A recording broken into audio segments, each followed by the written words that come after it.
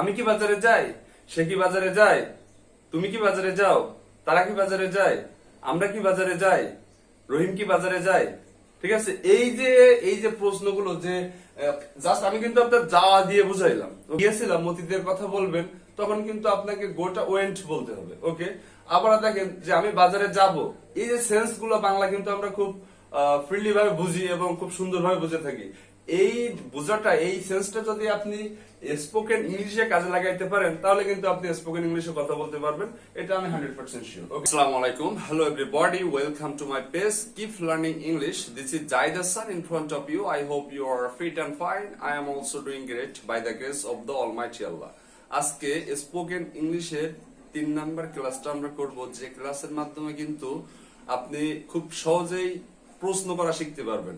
Actually আপনি যদি একজন ফ্লুয়েন্ট স্পিকার হইতে চান, আপনি যদি স্পোকেন ইংলিশে কথা বলতে চান, সেক্ষেত্রে কিন্তু আপনার প্রশ্ন করাটা খুবই জরুরি এবং প্রশ্ন করতে পারাটা খুবই গুরুত্বপূর্ণ। তো সো লেটস গো স্টার্ট। ওকে, তো দেখেন, প্রশ্ন করতে হলে আমরা কিন্তু বিগত যে দুইটা ক্লাস করছি, এই দুইটা ক্লাসে আমরা শিখছি যে সহজেই কিভাবে আপনি বাক্য তৈরি করতে পারেন বর্তমানের ক্ষেত্রে, অতীতের ক্ষেত্রে এবং ভবিষ্যতের ক্ষেত্রে।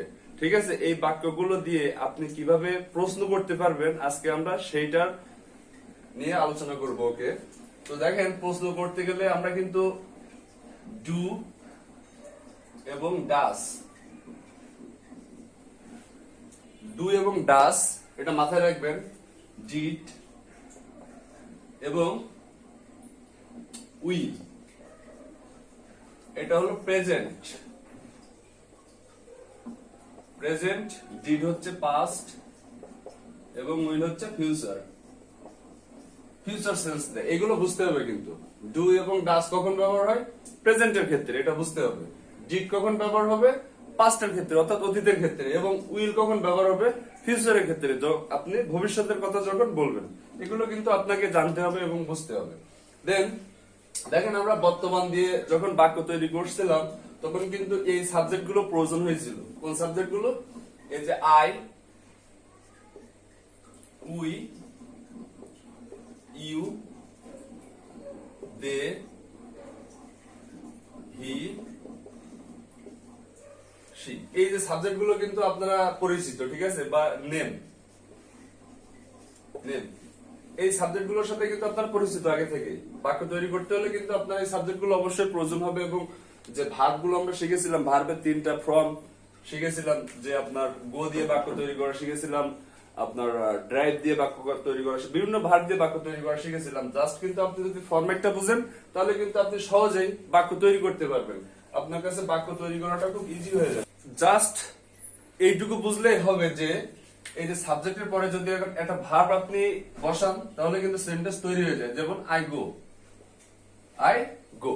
ঠিক আছে, we, you, they, go, he, she বা কোন একটা ব্যক্তির নাম যখন আপনি বলবেন, তখন কিন্তু এই গোটা হয়ে গেছিল কি? গোস। এটুকু তো আমরা জানি যে যখন ফার্স্ট পারসন এবং সেকেন্ড পারসনের ক্ষেত্রে আমরা এই যে ভার্বের সাথে কিছু যোগ করব না, কিন্তু যখন থার্ড পারসন সিঙ্গুলার হবে, এটাকে, এগুলো কিন্তু থার্ড পারসন সিঙ্গুলার। এগুলো বুঝতে হবে। এগুলো ছাড়া কিন্তু স্পোকেন ইংলিশে কথা বলা সম্ভব না, এটা বুঝতে হবে। এটা third person singular, he, she বা কোনো একটা ব্যক্তির নাম, যে কোনো কিছু থার্ড পারসন। আমি, আমরা, তুমি, তোমরা বাদে এই পৃথিবীতে যা কিছু আছে সেটা হচ্ছে থার্ড পারসন। এবং এই থার্ড পারসনটা যদি আবার সিঙ্গুলার হয়, তাহলে ভার্বের শেষে আমরা এস বা ইয়েস যোগ করা শিখেছিলাম। আচ্ছা, দেখেন, আই গো টু মার্কেট, এখানে যদি আপনি অবজেক্ট হিসাবে একটা অবজেক্ট ব্যবহার করেন, দেখেন এখানে বাংলা সেন্স কিন্তু আমরা এটা জানি যে, দেখেন, আমি বাজারে যাই, এটা কিন্তু বর্তমানের কথা বলতেছেন যে আমি বাজারে যাই, আমি বাজারে গিয়েছিলাম, এই যে সেন্স, বাংলা সেন্স। তো আমি গিয়েছিলাম, তো গো ভার্বটা যখন আপনি গিয়েছিলাম অতীতের কথা বলবেন, তখন কিন্তু আপনাকে গোটা ওয়েন্ট বলতে হবে। ওকে, আবার দেখেন যে আমি বাজারে যাব, এই যে সেন্স গুলো বাংলা কিন্তু আমরা খুব ফ্রিলি ভাবে বুঝি এবং খুব সুন্দরভাবে বুঝে থাকি।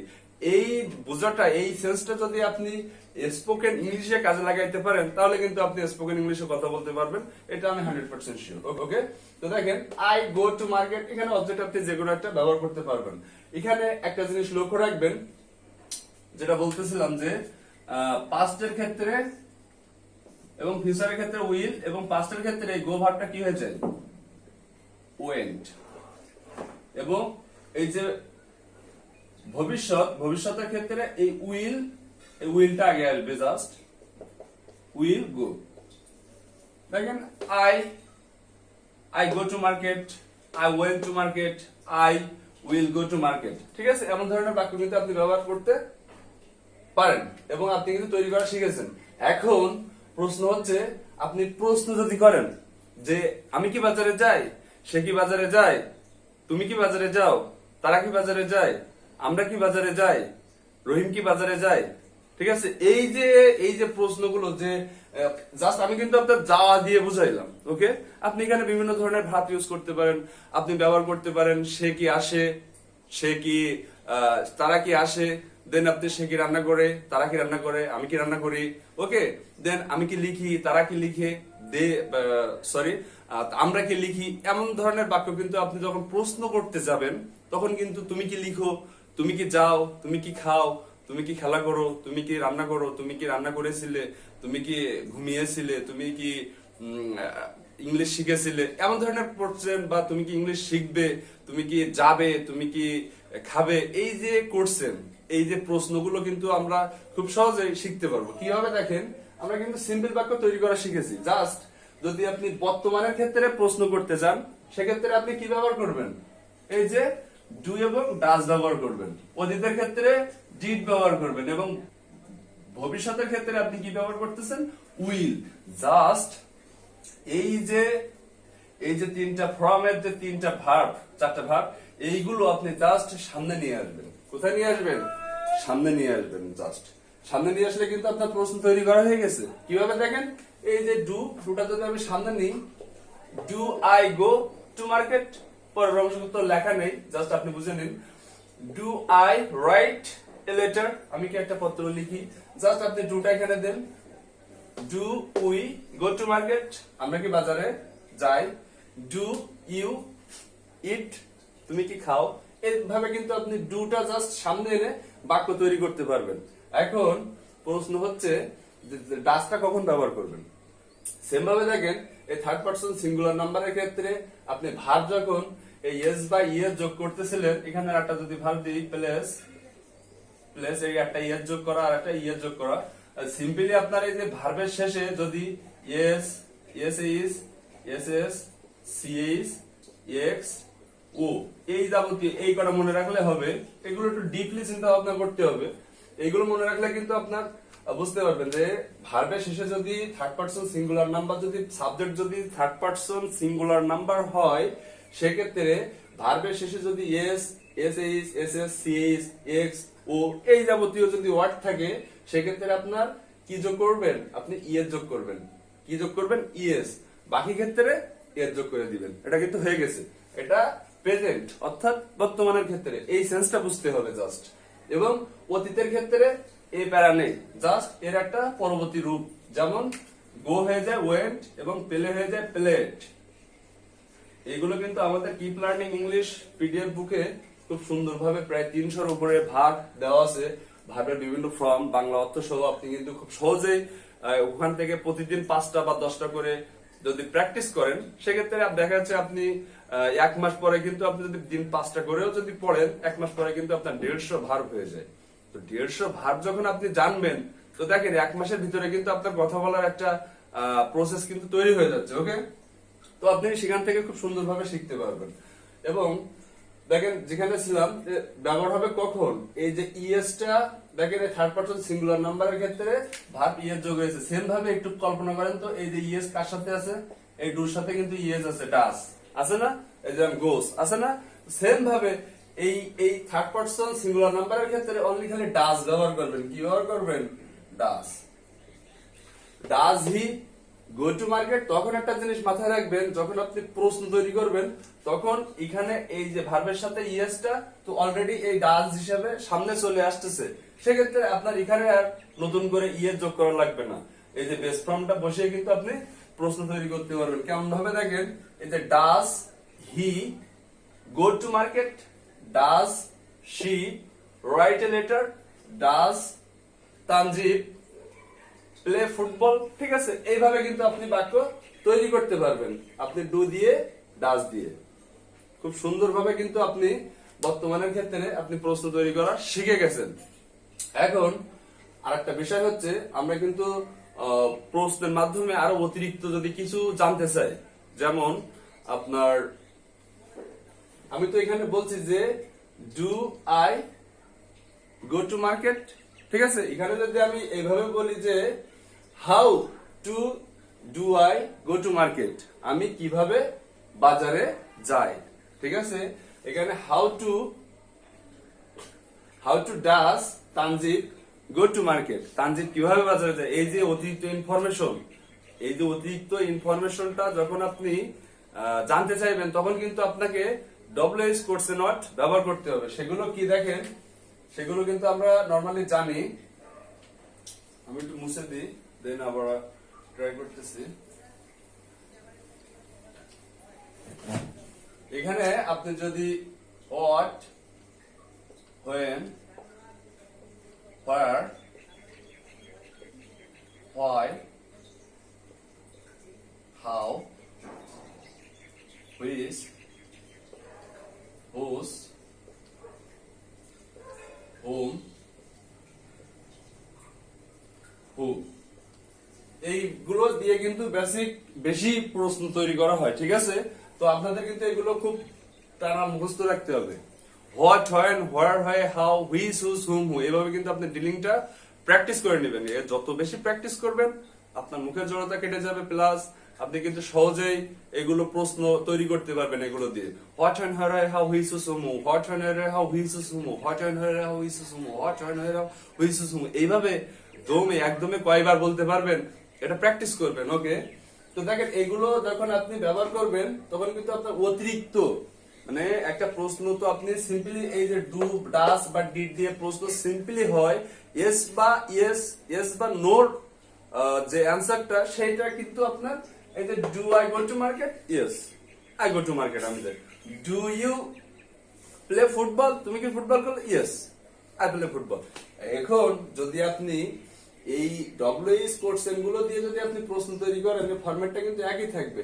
এখানে যেমন আপনি বর্তমানের ক্ষেত্রে ডুটা আগে নিয়ে আসছেন, ডাসটা আগে নিয়ে আসছেন, সেম ভাবে এর আগে যদি আপনি ডব্লিউএইচ টা বসান, তাহলে কিন্তু আপনার প্রশ্নর অতিরিক্ত যে ইনফরমেশন জানতে চাওয়া, এটা কিন্তু আপনি সহজেই তৈরি করতে পারবেন, ওকে? তো দেখেন, আপনারা কিন্তু সহজেই এই যে ডব্লিউএইচ কোশ্চেন গুলো সামনে বসিয়ে দেন আপনার এখানে বর্তমানের ক্ষেত্রে ডু বা ডাস ব্যবহার করে আপনি কিন্তু প্রশ্ন তৈরি করতে পারবেন। এখন যদি আপনি অতীতের কোন প্রশ্ন তৈরি করতে যান, সেক্ষেত্রে আপনার ব্যবহার করতে হবে কি ডিড, ওকে? তো ডিডটা যদি আপনি এখানে নিয়ে আসেন, ডিডটা আমি সামনে নিয়ে আসলাম, ডিড, তাহলে did I go to market, আমি কি বাজারে গিয়েছিলাম? Did you go to market, তুমি কি বাজারে গিয়েছিলে? Did they go to market, তারা কি বাজারে গিয়েছিল? একটা জিনিস মাথায় রাখবেন, যখন আপনি এই যে ডিড মানে কিন্তু অতীত, ওকে? তো ডিড দিয়ে যখন আপনি প্রশ্ন তৈরি করবেন, তখন কিন্তু এখানে যে ভার্বটা ব্যবহার করবেন, এই যে ভি2, এই যে ভার্বটা, এই ভার্বটা কিন্তু তখন আর ইডিট হবে না, এই ভার্বটা হয়ে যাবে ফ্রম, একেবারে মূল যে ভার্বটা সেটা হয়ে যাবে, তখন কিন্তু এখানে পেলে হয়ে যাবে, পেলে, তখন কিন্তু কি হয়ে যাবে, পেলে। ডিড হি প্লে ফুটবল, সে কি ফুটবল খেলেছিল?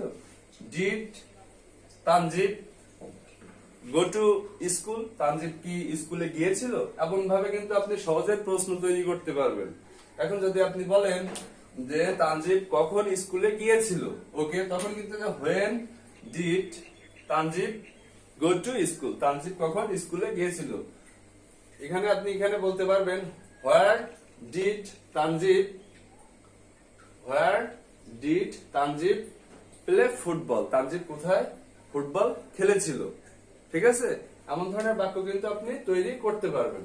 তারপরে দেখেন, যদি আপনি ফিউচার অর্থাৎ ভবিষ্যতের কথা দিয়ে ভবিষ্যতের প্রশ্ন তৈরি করতে চান, সেক্ষেত্রে জাস্ট আপনি যে উইল আছে, উইলটা আপনি কি করবেন, সামনে নিয়ে আসবেন। জাস্ট উইলটা সামনে নিয়ে আসলে কিন্তু আপনি বাক্যটা সহজে তৈরি করতে পারতেছেন, এবং এই যে ভার্বটা যেটা আছে ভার্বটা এমনই থেকে যাবে। ওকে, তো আপনাদের কিন্তু বাক্য তৈরি করতে হলে হিউজ পরিমাণ ভার্ব শেখা লাগবে। আপনার ভোকাবুলারি আস্তে আস্তে আপনি গ্যাদার করতে থাকেন। আসলে স্পোকেন ইংলিশে কথা বলতে হলে কিন্তু খুব বেশি যে পরিশ্রম করতে হয় এমন না, জাস্ট আপনি সেন্সটা বুঝবেন যে কোন সেন্সে আপনি কোন কথাটা বলতেছেন। ওকে, সেই সেন্স ব্যবহার করে জাস্ট আপনি ভার্বের রূপান্তরিত করবেন। সেক্ষেত্রে আপনার কিন্তু ভার্বগুলো আপনার পড়া লাগবে, ভার্বগুলো আপনার জানা লাগবে। আমি কিন্তু আপনার আমি বা অন্যান্য স্যারেরা আপনার জাস্ট প্রসেস বা ওয়েটা বলে দিতে পারে যে আপনি কিভাবে স্পোকেন ইংলিশটা শিখতে পারেন এবং শিখতে পারবেন, এবং সহজ ওয়েতে আপনি কিভাবে তাড়াতাড়ি স্পোকেন ইংলিশে কথা বলতে পারবেন এটা কিন্তু বলে দিতে পারবো। বাট আমি কিন্তু আপনার জন্য প্র্যাকটিস করতে পারবো না। তো প্র্যাকটিস করতে হবে, practice maximum perfect. If you want to be a good fluent speaker, you have to practice lot of. Every single day you have to practice. Okay, I have been practicing English for 3 years almost. আমি কিন্তু 3 বছর ধরে English practice করতেছি।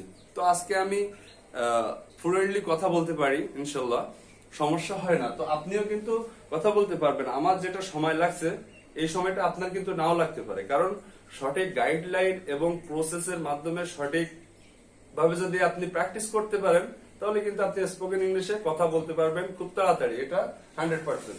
তো ভবিষ্যতের প্রশ্ন যদি আপনি করতে চান যে সে কি স্কুলে যাবে, তা will he go to school, সে কি স্কুলে যাবে। সে কি খাবে, উইল হি ইট, সে কি খাবে। সে কি গাড়ি চালাবে, উইল হি ড্রাইভ, সে কি গাড়ি চালাবে। এমন ভাবে জাস্ট আপনি উইলটা সামনে নিয়ে আসবেন, দেন আপনার সাবজেক্ট বসাবেন, একটা ভার্ব বসিয়ে একটা অবজেক্ট বসিয়ে কিন্তু আপনি বাক্য ইউজ পরিমাণ তৈরি করতে পারবেন। তো এগুলো এই হচ্ছে প্রসেসিং, যে আপনার বাক্য তৈরি করার যে প্রসেসিং এটা, এবং আপনার ডব্লিউএস কোডস এ নট দিয়ে আপনার বাক্য তৈরি করার সিস্টেমটা হলো এটা। যদি আপনারা কিপ লার্নিং ইংলিশের পিডিএফ বুকটি যদি আপনার কাছে থাকে তাহলে আপনি আরো ক্লিয়ার বুঝতে পারবেন যে কিভাবে প্রশ্নর কাঠামো দিয়ে আপনি প্র্যাকটিস করতে পারেন। ওখানে কিন্তু এমন ভাবে সাজানো আছে যে এখানে সব ডব্লিউএস কোডস এ নট প্লাস আপনার এখানে ডু বা ডিড বা ডাজ দিয়ে আপনার দেন আপনার সাবজেক্ট, দেন একটা ভার্ব, দেন আপনার অবজেক্ট। এভাবে কিন্তু আপনার প্রায় 500 প্লাস সেন্টেন্স কিন্তু ওখানে তৈরি করা আছে, জাস্ট আপনি প্র্যাকটিস করতে পারবেন। ওকে, তো those people watching the video, please follow my Facebook page, and if you are watching the video YouTube channel, please subscribe my YouTube channel. Thanks for watching.